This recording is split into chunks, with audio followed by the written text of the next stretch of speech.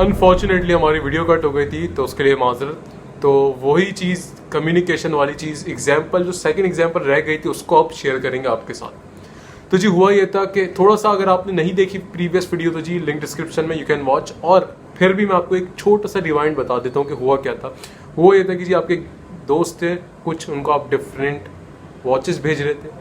तो हुआ ये तय था कि जी वॉच एक होगी लेकिन हर जगह भेजने के लिए डिफरेंट पैकेजिंग होगी।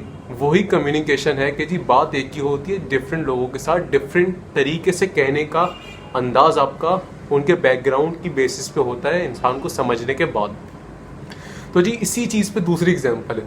दूसरी एग्जांपल ये जब सेल्फ हेल्प की हम बात करते हैं, हम ट्रेन करते हैं, तो हम ये हमेशा इस चीज़ को सुनाते हैं कि जी एक बादशाह होता है, बहुत ज़बरदस्त एग्जांपल है।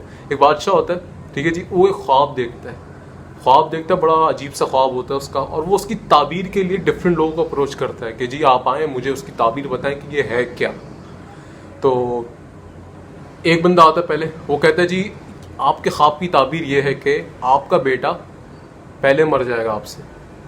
बादशाह बोलते हैं मेरे बेटे को मारने के चक्कर में भाई है, उसको गुस्सा आ जाता है कि भाई कैसे कह रहे हो आप, मेरा बेटा पहले मर जाएगा। तो उसको जेल में डाल देता है, कहता है चलो भाई दूसरा लाओ। और जब दूसरा आता है तो वो कहता है सर जी आप बड़े ग्रेट हैं जी, आपका जो ख्वाब है बड़ा ही ज़बरदस्त है, आप बहुत लंबा जिएंगे और आप अपने बेटे से भी लंबा जी जाएंगे। तो वो उसको खुश होकर इनाम दे देता है।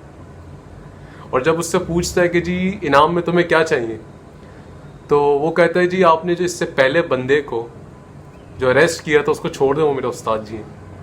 अब बात देख रहे हैं, बात दोनों ने एक ही कही है कि जी ये आप ये कहें कि जी बादशाह आपका बेटा आपसे पहले मर जाएगा या आप अपने बेटे के साथ ज़्यादा जिएंगे, हैं दोनों same, but the way it is being conveyed matters a lot.